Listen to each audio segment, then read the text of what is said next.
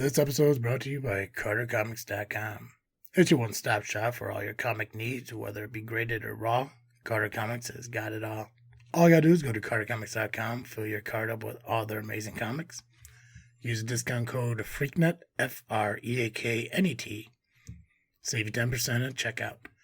Not only on their website, but also at their eBay account. And the link to eBay can be found on their homepage at CarterComics.com. Again, CarterComics.com is your one-stop shop for all comic needs.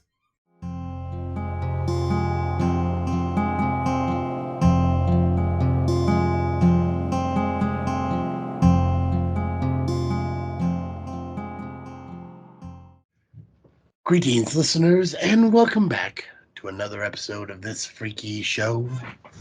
I am your host, Travesty. And I'm the Freak Joe. And I know what you're thinking. Hey, wait a minute. It's after October. What do you mean, this freaky show? Well, Freak Joe and I were just having so much fun doing this freaky show. We figured, why not push it off just one more week? You know, give everyone who's been watching our cemetery vlogs an opportunity to enjoy those and then come over here and listen to our podcast, which, by the way, thank you to everyone who's been subscribing to the channel and listening to or watching our cemetery vlogs. We greatly appreciate it. But yeah, we figured we'd extend it one more week, past October, because realistically, it's not like we're celebrating, the month of October. We're celebrating spooky season, and spooky season in your heart could be any time. It's true. Yeah. The Tumblr folks say it starts in June. There we go. See, right? Maybe one day when Freaknet Studios becomes its own thriving entity, that freaky season or spooky season for us will be 6 months long. Who knows? We don't know. Yeah. Right. Year long. Who knows? Anyway, so on this episode, we're going to be talking about famous vanishing or celebrities who have vanished off the face of this earth. And then, of course, we're going to be wrapping up this episode with another freaky tale from a Freak Joe ourselves. So let's dive in with our first famous vanishing. There we go. I don't even know what I'm doing. I don't know. All these years, still don't know. There we go. Okay. So the first famous vanishing we're going to talk about, our first celebrity who has vanished, is going to be Harold Holt. Freak Joe, what do you know about Harold Holt? Never heard of him. Well, Harold Holt is a former Prime Minister of Australia. He vanished while swimming near Portsea, Victoria, in Cheviot Beach, or Cheviot, Sheviot, Cheviot? Yeah, sure. I don't know. Cheviot Beach on December 17th, 1967. He was naturally presumed to have died by accidental drowning, though certain skeptics claimed Holt was taken by a Chinese submarine. Interesting. Theodosia Burr Alston. What do you know about him, Joe? Never heard of him either. Well, she. Or she, sorry. No, you're fine. I think I said, what do you know about him? As in, what do you know about him? Right. Theodosia Burr Alston was the daughter of the third ever U.S. Vice President Aaron Burr. Oh, wow. Who infamously was lost at sea in December of 1812. Theodosia left on December 31st, 1812 on the ship Patriot from Georgetown, South Carolina to New York. The ship and its passengers and crew vanished into thin air. Fascinating. It was a lot easier to disappear in those days. Well, yeah, I mean, especially you're talking about a wooden ship that's going onto the ocean. Granted, yes, this is South Carolina to New York, so maybe they follow the coast, but to a certain point, you got to get out into the ocean in order to travel. So it's kind of eventually you're going to be washed away, especially when the current is taking you away. So it's not like nowadays where, these ships have propellers and, they're projecting you into a certain direction. These have sails. Yeah. Yeah. True. I do remember hearing about Aaron Burr's daughter vanishing. Yeah, I think it's weird though because like, you talk about a president, somebody going missing, and they don't have a conspiracy theory of it. It's just the boat going missing. Yeah. Here's one you may not have heard of either, but I'm gonna ask anyways. Amelia Earhart. Oh, I've heard of Amelia Earhart, of course. I know. Yeah, I think they recently decided that she crash landed on an island and was eaten by crabs. Seriously? Mm-hmm. Okay. Well, it. oh, Okay. That you know what? If that's her way of going, that's not the best way. But hey, I mean, Oh yeah, it'd be awful. It'd be. I mean, if she was dead first, fine. oh, You know, see whatever. Cycle of life, but I see or circle of life. that's what I can imagine is that like, especially like, well, 1937 is when she vanished. So legendary pilot Amelia Earhart dreamed big when she attempted to become the first woman to circumnavigate the world by plane in 1937. During the longest leg of her flight, her plane, her plane, and the navigator Frederick Noonan went missing. They were declared lost at sea a while after and were never seen again. So, um, I don't know what I was trying to say. It's just it'd just be like in 1937. I'm assuming like that's the kind of plane that like unless I guess depending on what the problem was, landing that safely would probably be a difficult thing to do. Yeah, well, certainly So without a runway or whatever. exactly, yeah. So yeah, I mean that's interesting. Yeah, we'll have to talk more about that because I mean I know like even though again it's 1937, you're talking about nearly 100 years ago now. 90 whatever. No, sorry, 87 years ago. Wow. Did I get that right? I don't know. 85 plus years ago. Yeah. People still talk about disappearance like this, you know, especially with one that's like Amelia Earhart, who was doing something like this, like traveling. I mean, I'm sure there's still people out there trying to find the Patriot that sunk in 1812, you know? Right. Yeah. I feel like it's the first big disappearance Mhm. after the invention of television. Yeah. Oh, yeah, absolutely. Yeah. And, you know, I mean, you used to get people who talk about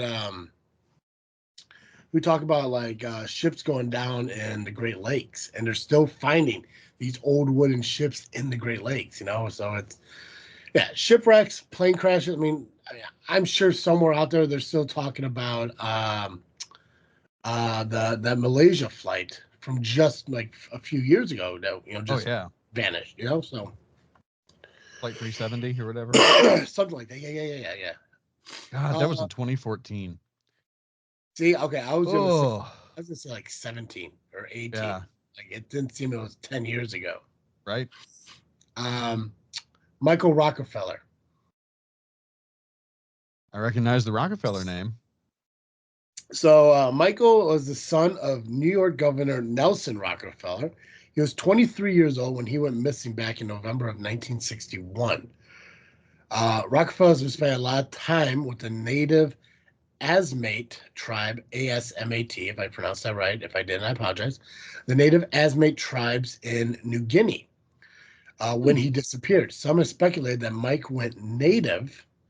Others say he was eaten by sharks. Um, where is New Guinea? Is that South Uh, America? New Guinea is off the coast of Africa, I believe. Is it Africa? Okay. Um, Oh, Australia. Sorry. Australia. You know what? I mean, you ever seen a movie? What's it called? Out Quigley Down Under. I've heard of it. Tom Selleck, Western cowboy, traveled to Australia to get hired by. I can't remember the actor's name, but he played Snape. Oh, Alan Rickman? No way. Yes, yeah. Alan Rickman I'm played sure Snape. I've seen it, but I don't remember it It's like it's at all. it's a very good movie if you're into westerns. It's a very good Alan Rickman villain movie. Very similar to probably MacGruber-esque kind of but Nice. yeah, so it is a good movie if you enjoy it. And I mean they talk a lot about like, especially like when it was based back in the day was like how vast Australia was. Oh Now, yeah. what Australia was back in 1961, I don't know. But I'm guessing it's very similar to like Canada, where I think like 90% of the Canadian population runs along the border of the United States, and everything that's upwards there, it's just I mean, it's charted, but appears to be like uncharted, just open area. And that's what I kind of see like Australia to be like. A lot of like the major populations along the coast of the waterways, but once you get more central into Australia, it's more like open fields and prairie and all that kind of stuff. And so maybe 1961 going native. I mean, absolutely, it's totally possible. It's Yeah. also being eaten by sharks. I think is very possible. So. Yeah. But Well, and Australia's waters also have those spider crabs with the 10 feet legs. So it could be another person eaten by crabs. God, yeah, maybe we don't give crabs a lot of notice like we should. Right? Scott Smith. Mm-mm. So okay, so this one's How have I fair. not heard of any of these people? This is driving me nuts. So this one's fairly new. So after a November 2000 concert in Vancouver, the bassist Scott Smith from Loverboy decided to take a sailboat to Mexico with his fiancee and a friend named Billy Ellis. Ellis later said that they came across a storm while at sea. While he fetched gear downstairs, Smith was swept overboard. Efforts to find his body were proved unsuccessful. So, taking a sailboat from, I guess it looks like from Vancouver to Mexico. Um, Several thousand miles. that's Vancouver. I'm guessing, is that the east coast of Mexico?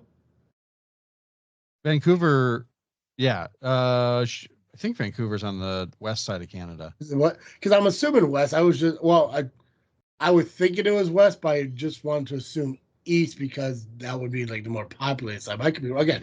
If it's west, it's more logical why I go down to Mexico because it's on the east coast. And you're talking about going down the east coast of the United States, around Florida, into the Gulf, and which I guess the west coast would I think be more logical because you don't get a lot of hurricanes on the west coast. Right. It's more tropical storms, or I think somebody who from California once told me that they don't even that even if something hurricane like hits California, it's not technically called a hurricane over there. It's like a tsunami or whatever. Oh, Or interesting. it's called something else. Like they don't have hurricanes in California. They're called either like tropical storms or tsunamis or something like that, typhoons or whatever. Interesting. Yeah. So traveling on the West Coast, that totally makes 100% sense. It would be unique to kind of see. So, because I mean, you're talking about a guy who was actually on the boat when somebody vanished. Yeah. No one else Uh, vanished from the boat. exactly.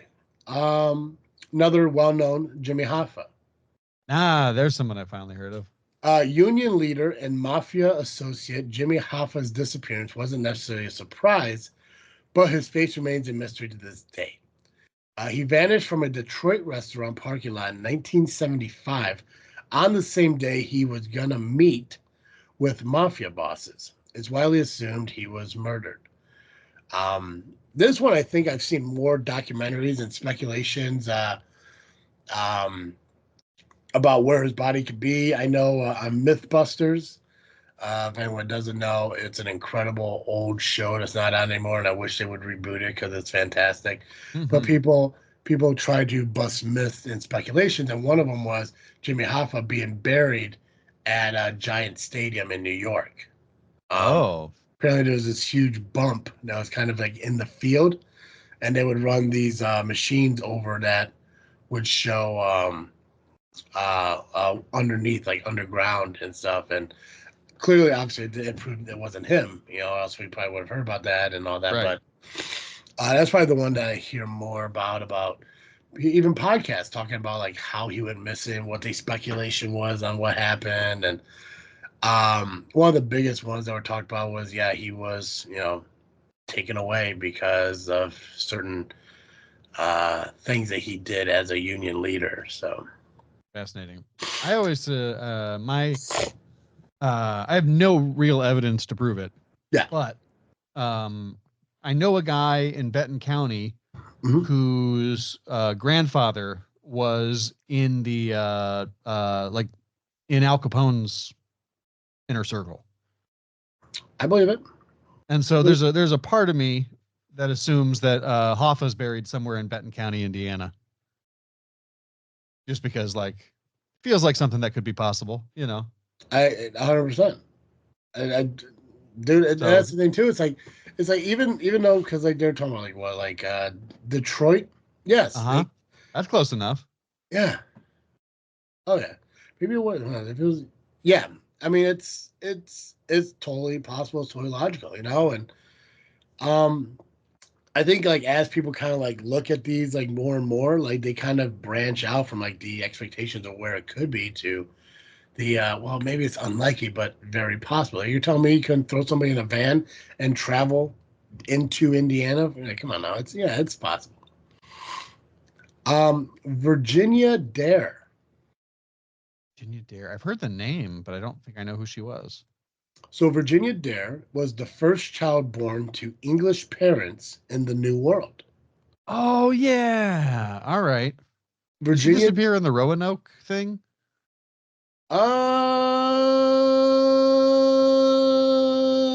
I believe so. Well, let's find out. First, maybe.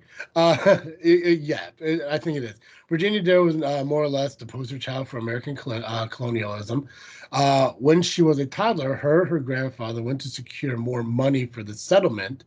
When he returned, Dare and the other 120 settlers have vanished. So, yeah, the Roanoke thing. Yeah. Gotcha. I don't know how I didn't put Roanoke in the notes here, but yeah, I must have accidentally missed a line or two. But yeah, Roanoke is probably still one of the biggest like unique things, and I know like a lot of people like.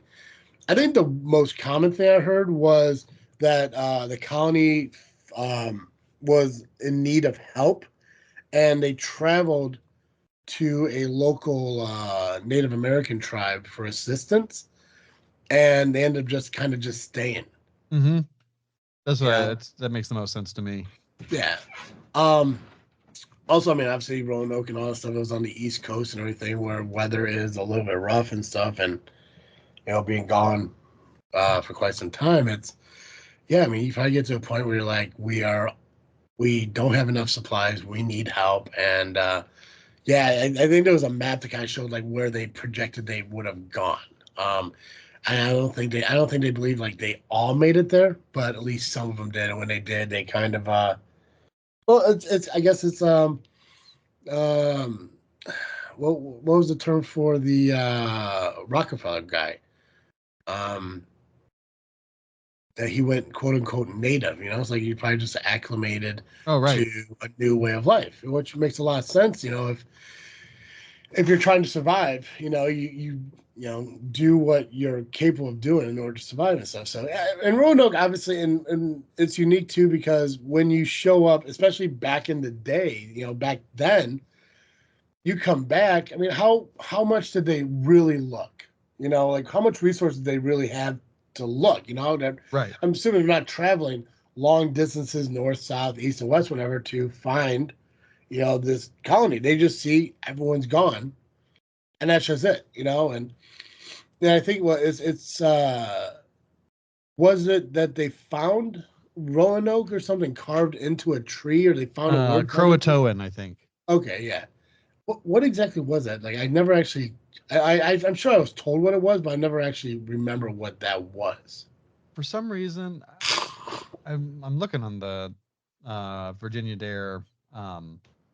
Wikipedia page, but I'm not seeing it exactly. But I think, or I thought that Croatoan was like a reference to either the name of the local tribe or like one of the local chiefs or something. Gotcha. So, and honestly, and that could have been something too. Like maybe a tribe was traveling through the area, noticed they were in despair, and said, "Hey, Oh, it's come the name with." of the island nearby. Now it's known as Hatteras Oh, Island. gotcha. Yeah, and so maybe that's what they did. Like maybe they just said, like, "Hey, listen, they noticed, maybe traveling across, some people realize that you have this a group of people who are in despair.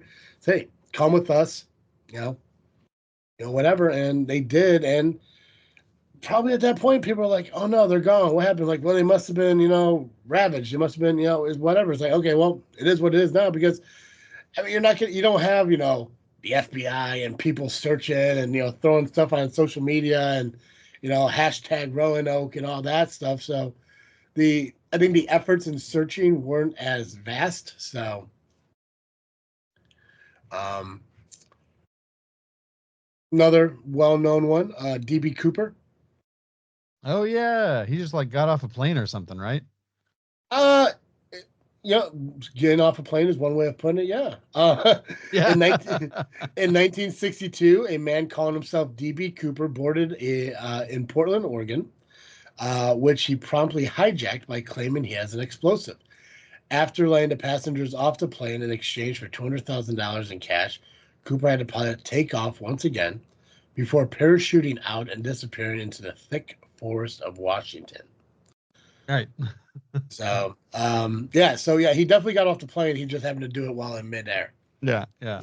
Um, yeah, this is another probably like well known up there with Hoffa and Amelia Earhart and all that. But I mean, there's always speculation on, like, did he survive the flight or the landing? And um, Right. I think when I think of DB Cooper, I think of Without a Paddle as one of the big references to DB Cooper. And Oh yeah.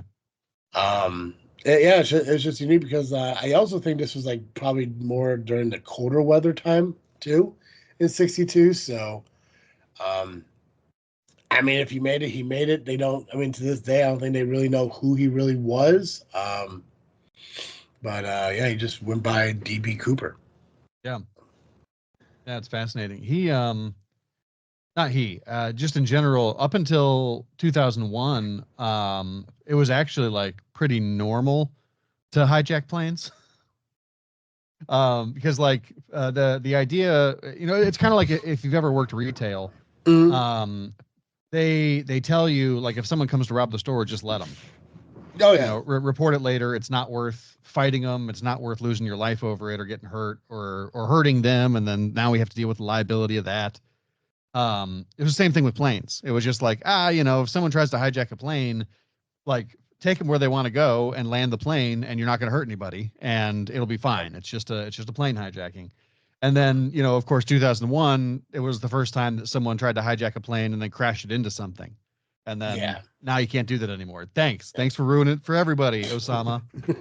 Right? Like people just wanted to get somewhere, like when there's a destination, it was just more like, okay, let's just do as they say kind of thing. Yeah. And um dude, yeah, but it's like I can't remember when it was, and it obviously honestly, it could be longer than I remember it being. But do you remember hearing about a story where like some like guy, like I think he was in his 20s, um just kind of like walked onto a tarmac, stole a plane, and just kind of joyride it? Just went for like he just randomly walked onto a tarmac one day, walked onto a plane, started flying it, and was in conversation with the tower. Oh And yeah. they're like, "What do you do?" He's like, "I just want to go for a ride, blah blah." I don't think things were going well for him, and I think at the very end of the conversation, he was talking about like he never had the expectation of landing the plane. That's So right. I think he eventually crash landed it and everything, and Yeah. I think it but was also Seattle. I think it was. Yeah, I think it was out. Yeah, it was out. It was out west. I can't remember if it was Seattle or Oregon or something like that. But he wasn't doing anything because I mean, obviously, everyone thinks like, okay, this dude just took a plane. What's he gonna crash it into? What's he gonna?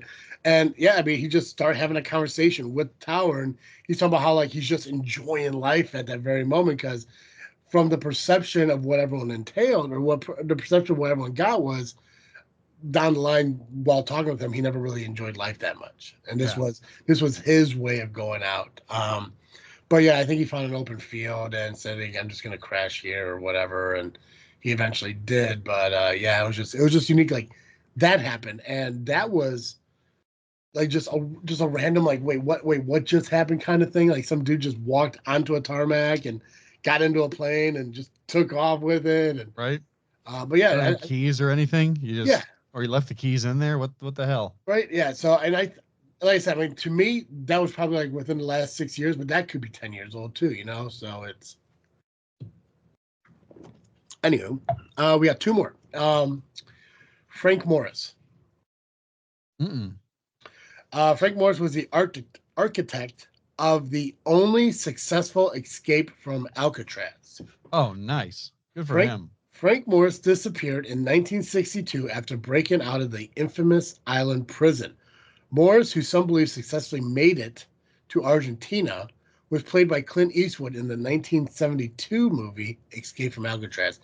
And that's unique to me because I've watched the movie Escape to Alcatraz, and I'm a huge fan of Clint Eastwood. It never really dawned on me that that movie was made 10 years after the escape. Like in my mind, it's a historical movie that was made years and decades after. Right. The fact that now you just realize, like, oh, they made that movie about something that happened 10 years prior. That's like us making a movie about the pandemic, Right. you know, within 4 or 5, 4 years or whatever. It's like, or I don't know, something that happened in 2014, 2015. Who Right. knows? But yeah, it's just to me, it's like wow. Like when I watch it, like the early 2000s, it's like wow, okay, cool. So they made it about historic. But I know there were more than just Jack Morris. I believe there were three guys who escaped. And watching the movie was actually pretty cool. Like because I think they followed exactly how they did it, and the fact that they spent like all their time like carving through walls and like crawling through basically Shawshank, crawling through these Right. small little areas. But the only difference is obviously with Alcatraz being on an island, they filled like sleeves up like with air in some way, and they created these rafts, and it was wild. Like the rafts out of pants and stuff. It's Escape from Alcatraz with Clint Eastwood is a really good movie. If you ever get a chance to watch it, you want to sit down and have, I don't know, a cup of tea, maybe some coffee or some cider, Nice. because it's fall weather, or a bowl of chili, and Mm-hmm. curl up with a blankie and enjoy a movie like that. I think that's definitely the route to go is watch Escape from Alcatraz. It's fantastic. Nice. The last one we have, and I saved this one for last for a very good reason, is because of this freaky show, this man is well known, and that's Ambrose Bierce. No, oh, that's right. Yeah. Yeah. Um, Ambrose Bierce, famous for his short stories like An Occurrence at Owl Creek Bridge, Ambrose Bierce made a splash on the literary scene with his sarcastic wit. And it's probably why I'm really drawn to this dude because I'm also quite witty and quite sarcastic. Yeah. Bierce moved to Mexico in 1913 on the cusp of a revolution, and that was the last anyone saw of him. It's suspected he died in 1914 siege of Ojinaga. Hmm. So, yeah, I mean, we've read, well, not we, you. I'm not going to take credit for something you've done, but we've read several Ambrose Bierce That's true. stories. Let's see here. So, we read A Diagnosis of Death, as well as The Damned Thing. We actually read Mm-hmm. that one twice. Hmm. Um, I believe it's the one we're reading today. The Psychological Shipwreck. Is it? No, we're not reading The Damn Thing. No, psychological shipwreck. I just meant like Yes, Ambrose sorry. Bierce is who we're reading today. Sorry. Yes, The Psychological Shipwreck is what we're reading today. The Diagnosis of Death we read, The Damn Thing, and of course we did read The Occurrence at Owl Creek Bridge. Um, but yeah, it's just to me, when it comes to this freaky show and freaky tales, uh, Ambrose Bierce almost becomes a mainstay with us, and it's like we gotta pull another Ambrose Bierce short story because they're all fantastic. I mean, any story you've been reading, Joe, is absolutely amazing. But the fact that we get to include Ambrose Bierce in so many of our episodes is amazing. Mm-hmm. So those are famous celebrity vanishings. There are more. So for anyone out there who have one that they've kind of followed or looked into that we didn't mention, share with us. Let us know what your most unique or maybe the most famous one that we didn't talk about. I know there was one I failed to mention. No, actually, never mind. She's not vanishing. Not important. Share with us. Let us know. I'm sure there are other ones out there that we never really covered or talked about on today's episode. But this episode will be closed out as we have been doing. We'll be finishing up our episode with This Freaky Show. So before we dive into that, make sure you are following us on social media, Facebook, Instagram, and Twitter, just by searching This Freaking Show. Obviously, continue to listen to us wherever you listen to your podcasts. And if you decide you'd like to watch our episode, you can do so by going to YouTube. Search this Freakin' Studios, and you can find our episodes of This Freaky Show there. So, with all that being said, we appreciate you guys tuning in and listening or watching our episode, and enjoy Freak Joe's next freaky tale. A Psychological Shipwreck by Ambrose Bierce. In the summer of 1874, I was in Liverpool, whither I had gone on business for the mercantile house of Bronson and Jarrett, New York. I am William Jarrett. My partner was Zenas Bronson. The firm failed last year, and unable to endure the fall from affluence to poverty, he died. Having finished my business and feeling the lassitude and exhaustion incident to its dispatch, I felt that a protracted sea voyage would be both agreeable and beneficial. So instead of embarking for my return on one of the many fine passenger steamers I booked for New York on the sailing vessel Morrow, upon which I had shipped a large and valuable invoice of the goods I had bought. The Morrow was an English ship with, of course, but little accommodation for passengers, of whom there were only myself, a young woman, and her servant, who was a middle-aged negress. I thought it singular that a traveling English girl, should be so attended, but she afterward explained to me that the woman had been left with her family by a man and his wife from South Carolina, both of whom had died on the same day at the house of the young lady's father in Devonshire, a circumstance in itself sufficiently uncommon to remain rather distinctly in my memory, even had it not afterward transpired in conversation with the young lady that the name of the man was William Jarrett, the same as my own. I knew that a branch of my family had settled in South Carolina, but of them and their history, I was ignorant. The Morrow sailed from the mouth of the Mersey on the 15th of June, and for several weeks we had fair breezes and unclouded skies.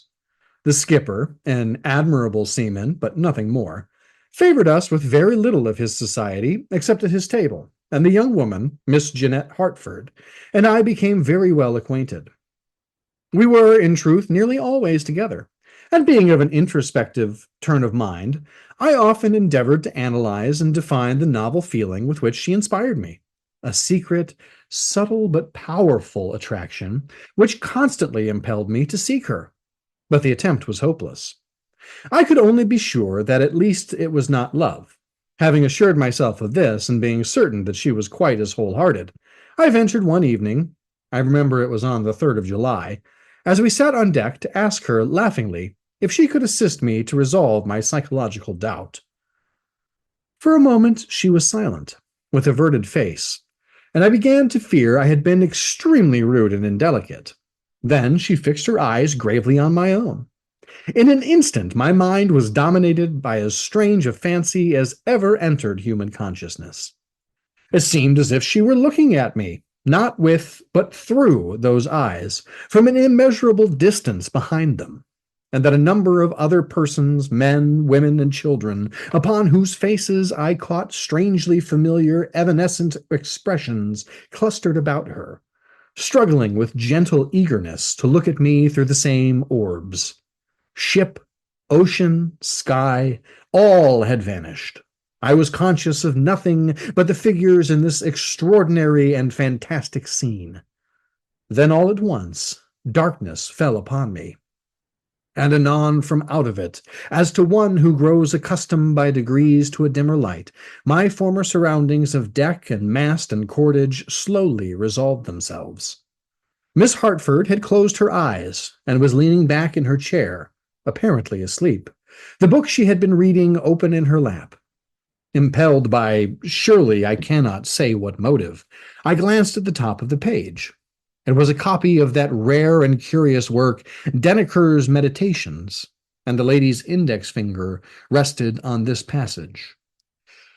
To sundry it is given to be drawn away, and to be apart from the body for a season, for as concerning rills which would flow across each other, the weaker is borne along by the stronger. So there be certain of kin, whose paths intersecting, their souls do bear company, the while their bodies go before appointed ways, unknowing, go afore appointed ways unknowing. Miss Hartford arose, shuddering. The sun had slunk below the horizon, but it was not cold. There was not a breath of wind. There were no clouds in the sky, yet not a star was visible. A hurried, tramping sound sounded on the deck. The captain, summoned from below, joined the first officer, who stood looking at the barometer. "Good God!" I heard him exclaim. An hour later, the form of Jeanette Hartford, invisible in the darkness and spray, was torn from my grasp by the cruel vortex of the sinking ship, and I fainted in the cordage of the floating mast to which I had lashed myself. It was by lamplight that I awoke. I lay in a berth amid the familiar surroundings of the stateroom of a steamer. On a couch opposite sat a man, half undressed for bed, reading a book. I recognized the face of my friend Gordon Doyle, whom I had met in Liverpool on the day of my embarkation, when he himself was about to sail on the steamer City of Prague, on which he had urged me to accompany him. After some moments, I now spoke his name. He simply said, "Well," and turned a leaf in his book without removing his eyes from the page. "Doyle," I repeated, "did they save her?" He now deigned to look at me and smiled as if amused. He evidently thought me but half awake. "Her? Whom do you mean?" "Jeanette Hartford." His amusement turned to amazement. He stared at me fixedly, saying nothing. "You will tell me after a while," I continued. "I suppose you will tell me after a while." A moment later I asked, "What ship is this?" Doyle stared again. "The steamer City of Prague, bound from Liverpool to New York, 3 weeks out with a broken shaft. Principal passenger, Mr. Gordon Doyle, ditto lunatic, Mr. William Jarrett. These two distinguished travelers embarked together, but they are about to part, it being the resolute intention of the former to pitch the latter overboard." I sat bolt upright. "Do you mean to say that I have been for 3 weeks a passenger of this steamer?" "Yes, pretty nearly. This is the 3rd of July. "Have I been ill?" "Right as a trivet all the time, and punctual at your meals." "My God! Doyle, there is some mystery here. Do have the goodness to be serious. Was I not rescued from the wreck of the ship Morrow?" Doyle changed color, and approaching me laid his fingers on my wrist. A moment later, "What do you know of Jeanette Hartford?" he asked very calmly. "First, tell me what you know of her." Mr. Doyle gazed at me for some moments as if thinking what to do, then seated himself again on the couch, said, "Why should I not? I am engaged to marry Jeanette Hartford, for whom I met a year ago in London. Her family, one of the wealthiest in Devonshire, cut up rough about it, and we are eloping, rather. For on the day that you and I walked to the landing stage to go aboard this steamer, she and her faithful servant passed us, driving to the ship Morrow. She would not consent to go in the same vessel with me, and it had been deemed best that she take a sailing vessel, in order to avoid observation and lessen the risk of detection. I am now alarmed, lest this cursed breaking of our machinery may detain us so long that the Morrow will get to New York before us, and the poor girl will not know where to go." I lay still in my berth, so still I hardly breathed. But the subject was evidently not displeasing to Doyle, and after a short pause he resumed. By the way, she's only an adopted daughter of the Harfords. Her mother was killed at their place by being thrown from a horse while hunting, and her father, mad with grief, made away with himself the same day. No one ever claimed the child, and after a reasonable time they adopted her. She has grown up in the belief that she is their daughter. Doyle, what book are you reading? Oh, it's called Denneker's Meditations. It's a rum lot. Jeanette gave it to me. She happened to have 2 copies. Want to see it? He tossed me the volume, which opened as it fell. On one of the exposed pages was a marked passage. To sundry it is given to be drawn away, and to be apart from the body for a season. For, as concerning rills which would flow across each other, the weaker is borne along by the stronger. So there be certain of kin, whose paths intersecting their souls do bear company, the while their bodies go 4 appointed ways, unknowing. She has a singular taste in reading, I managed to say, mastering my agitation. Yes, and now perhaps you will have the kindness to explain how you knew her name and that of the ship she sailed in. You talked of her in your sleep, I said. A week later, we were towed into the port of New York, but the morrow was never heard from. The end.